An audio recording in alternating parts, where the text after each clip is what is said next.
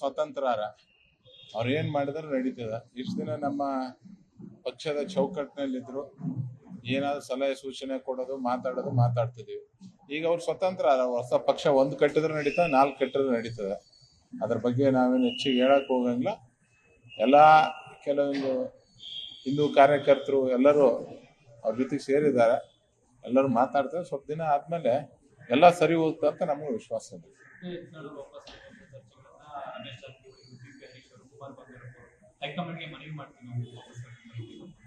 Sir, ನಾನು ಹೇಳೋದಿಷ್ಟೇ, ಏನು ಮನವಿ ಮಾಡಿದ್ರು ಮಾಧ್ಯಮದ ಎದುರಿಗೆ ಮನವಿ ಮಾಡಿದ್ರೆ ಇದು ಸರಿ ಹೋಗೋದಲ್ಲ.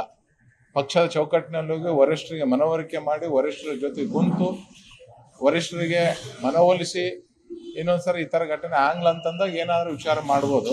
ಸುಮ್ಮನೆ ಮಾಧ್ಯಮದಲ್ಲಿ ಹೇಳಿದ್ರೆ ಸುಮ್ಮನೆ ಒಂದು ಹೇಳಿಕೆಗೆ ಅಷ್ಟೇ ಸೀಮಿತ ಆಗ್ತಂತ ನನ್ನ ಅನಿಸಿಕೆ.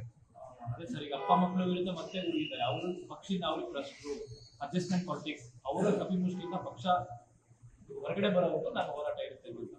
ಯಡಿಯೂರಪ್ಪ ಸಾಹೇಬರು ಈ ಪಕ್ಷ ಬರೀ ಇಬ್ಬರು ಶಾಸಕರಿಂದ ಪ್ರಾರಂಭ ಮಾಡಿ ಒಬ್ರು ಬಿಟ್ಟು ಹೋದ್ಮೇಲೆ ಅವ್ರೊಬ್ಬರೇ ಇದ್ದು ಇಲ್ಲಿವರೆಗೆ ಕಟ್ಟಿ ಬೆಳೆಸಿದ್ದಾರೆ. ಈಗ ಯತ್ನಾಳವರು ಅಣ್ಣವ್ರದ್ದು ಮೊದಲಿಂದ ಒಂದೇ ಅಜೆಂಡಾ ಇದೆ. ಅವ್ರ ಅಜೆಂಡಾ ಅವ್ರು ಮಾಡ್ಕೊಂಡು ಹೊಟ್ಟಿದ್ದಾರೆ. ಆ ಒಂದು ಅಜೆಂಡಾಗೋಸ್ಕರ ಇಷ್ಟೊಂದೆಲ್ಲ ಸಮಸ್ಯೆಗಳಾಗಿದ್ದಾವೆ. ಇವತ್ತೇನಿದೆ ಪಕ್ಷದ ಚೌಕಟ್ಟಿನಲ್ಲಿ ಪಕ್ಷ ನಮಗೇನು ಕಾಸು ಕೊಡ್ತಾ ಆ ಕೆಲಸ ಮಾಡತ್ತ ಕೆಲಸ ನಾವು ಪಕ್ಷದ ನೋಡ್ರಿ, ಕರ್ನಾಟಕದಲ್ಲಿ ಯಾರ್ಯಾರು ಪಕ್ಷ ಕಟ್ಟಿದಾರ ತಮಗೆ ಗೊತ್ತಿದೆ, ಯಾರ್ಯಾರು ಎಷ್ಟೇ ಸಕ್ಸಸ್ಫುಲ್ ಆಗಿರೋದು ಗೊತ್ತಿದೆ.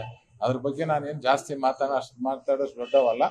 ನಮ್ದೇನಾದ್ರು ಬಿಜೆಪಿ ಪಕ್ಷದ ಪಕ್ಷ ಚೌಕಟ್ಟಿನಲ್ಲಿ ಇದು ಮಾಡ್ತೀವಿ. ಮತ್ತು ನಾನು ನಿಮ್ಗೆ ಇನ್ನೊಂದು ಸ್ಪಷ್ಟಪಡಿಸ್ತೇನೆ. ನಿನ್ನೆ ಸಿದ್ದರಾಮಯ್ಯ ಸಾಹೇಬರು ಒಂದು ಟ್ವಿಟರ್ನಲ್ಲಿ ಒಂದು ಬಿಡುಗಡೆ ಮಾಡಿದ್ದಾರೆ.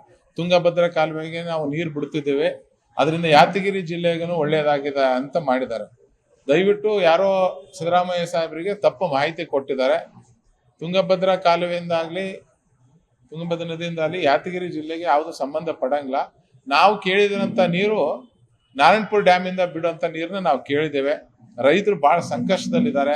ದಯವಿಟ್ಟು ತಾವು ನಾರಾಯಣಪುರದಿಂದ ಈ ಒಂದು ನಾರಾಯಣಪುರ ಡ್ಯಾಮಿಂದ ಬಲದಂಡೆ ಎಡದಂಡೆಗೆ ನೀರು ಬಿಟ್ಟರೆ ಬಹಳ ಅನುಕೂಲ ಆಗ್ತಾ. ನೀರು ಬಿಡಬೇಕು, ರೈತರ ಜೀವ ಉಳಿಸ್ಬೇಕು. ಈಗ ಆಲ್ರೆಡಿ 2 ರೈತರು ಆತ್ಮಹತ್ಯೆ ಮಾಡ್ಕೊಂಡಿದ್ದಾರೆ ನೀರು ಬಂದಾದಗೋಸ್ಕರ. ಬಹಳಷ್ಟು ಜನ ಲಕ್ಷಾಂತರ ರೈತರ ಪರಿಸ್ಥಿತಿ ಬಹಳ ಚಿಂತಾಜನಕ.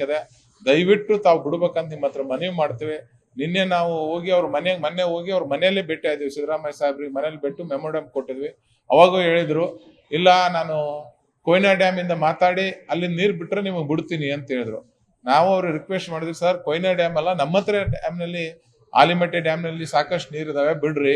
ಹೋದ್ಸರಿನೂ ಇದು ಈಗೇನು ನೀರಿನ ಪ್ರಮಾಣ ಇಷ್ಟು ನೀರು ಇತ್ತು, ಜುಲೈ ಅಂತಕ್ಕೆ 7 TMC ನೀರು ಹೆಚ್ಚಿಗೆ ಉಳಿದಿತ್ತು.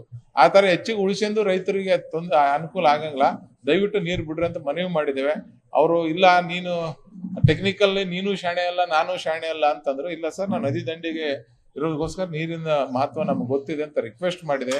ನಾನು ಒಂದೇ ಮಾತನ್ನು ಕೇಳೋದವ್ರಿಗೆ, ಸರ್ ನಮ್ಮ ಹತ್ರ ಇದ್ದಂಥ ನೀರನ್ನ, ನಾರಾಯಣಪುರ ಕರ್ನಾಟಕ ಜನರ ನೀರನ್ನ ನೀವು ತೆಲಂಗಾಣಕ್ಕೆ ಬಿಟ್ಟು ಇವತ್ತು ಮತ್ತೆ ನಮ್ಮ ಹತ್ರ ಇದ್ದಂಥ ನೀರು ತೆಲಂಗಾಣಕ್ಕೆ ಬಿಟ್ಟು ಮತ್ತೆ ನೀವು ಈಗ ಮಹಾರಾಷ್ಟ್ರದ ನೀರು ಕೇಳಿ ನಿಮಗೆ ಕೊಡ್ತೀವಿ ಅಂದ್ರೆ ಇದು ಯಾವ ಲೆಕ್ಕ?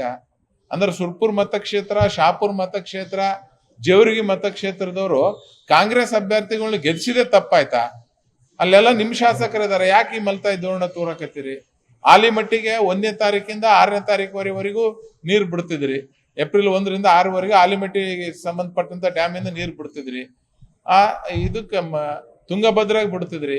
ನಾರಾಯಣಪುರ ಬಲದಂಡೆ ಎಡದಂಡೆ ಯಾಕೆ ಬಿಡ್ತಿಲ್ಲ? ಯಾಕೆ ನಮ್ಮ ಜನರ ಮೇಲೆ ನಿಮಗೆ ಸಿಟ್ಟು? ಮಾತೆತ್ತಿರ ಕಲ್ಯಾಣ ಕರ್ನಾಟಕ ಉದ್ಧಾರ ಮಾಡೋ ಮಂತ್ರಿ ಯಾಕೆ ಕಲ್ಯಾಣ ಕರ್ನಾಟಕನ ಹಾಳು ಮಾಡಕತ್ತೀರಿ?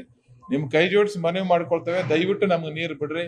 ಇಲ್ಲೊಂದು ಪಕ್ಷದಲ್ಲಿ ನಾಳೆ ಎಲ್ಲ ರೈತ ಸಂಘಟನೆಗಳು, ಕನ್ನಡ ಪರ ಹೋರಾಟಗಳು ಎಲ್ಲ ಪಕ್ಷಾತೀತವಾಗಿ ಎಲ್ಲರೂ ನಾವು ಹೋರಾಟ ಮಾಡ್ತಿದ್ದೇವೆ. ಭೀಮರಾಯ ಗುಡಿಯಲ್ಲಿ ನಾಳೆ ಬೆಳಿಗ್ಗೆ 10 ಗಂಟೆಗೆ ದೊಡ್ಡ ಪ್ರಮಾಣದ ನಾವು ಹೋರಾಟವನ್ನು ಮಾಡ್ತೀವಿ. ಯಾಕಂದ್ರೆ ಅಲ್ಲಿ ಚೀಫ್ ಇಂಜಿನಿಯರ್ ಆಫೀಸ್ ಇದೆ, ಅವರೇ ಈ ನೀರು ಬಿಡಂತ ICC ಬೋರ್ಡ್ ಹೀಗೆ ಸೆಕ್ರೆಟರಿ ಆಗಿರ್ತಾರೆ. ಹಂಗಾಗಿ ನಾವು ಅಲ್ಲಿ ದೊಡ್ಡ ಪ್ರಮಾಣದಲ್ಲಿ ಹೋರಾಟವನ್ನು ನಾಳೆ ಹಮ್ಮಿಕೊಂಡಿದ್ದೇವೆ.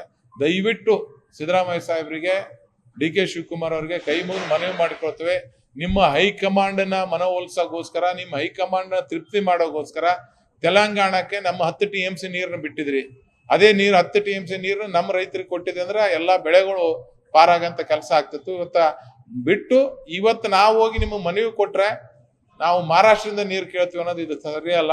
ಡ್ಯಾಮ್ನಲ್ಲಿ ನೀರ್ ಇದಾವೆ, ದಯವಿಟ್ಟು ಬಿಡ್ರಿ. ಅಷ್ಟು ನೀರಿನ ಸಮಸ್ಯೆ ಇತ್ತಂದ್ರೆ ತೆಲಂಗಾಣಕ್ಕೆ ಎದಕ್ ನೀರ್ ಬಿಟ್ರಿ? ನಮ್ಮ ರೈತರ ಜೀವನ ಜೊತೆ ಯಾಕೆ ಚೆಲ್ಲಾಡ್ತಿದ್ರಿ ಅಂತೇಳಿ ಮೂಲಕ ಒತ್ತಾಯ ಮಾಡ್ತೇವೆ. ನಾಳೆ ಎಲ್ಲಾ ರೈತರು ಹೆಚ್ಚಿನ ಪ್ರಮಾಣದಲ್ಲಿ ಯಾವ ತರ ನಾರಾಯಣಪುರಕ್ಕೆ ಬಂದು ಹೋರಾಟನ ಯಶಸ್ವಿ ಮಾಡಿದ್ರೆ ಅದೇ ತರ ನಾಳೆ ಬಂದು ತಾವು ಭೀಮರಾಯಗುಡಿ, ಶಾಪುರ್ ತಾಲೂಕಿನ ಭೀಮರಾಯಗುಡಿಗೆ ಬಂದು ಈ ಹೋರಾಟ ಯಶಸ್ವಿ ಮಾಡ್ಬೇಕಂತ ನಿಮ್ಮ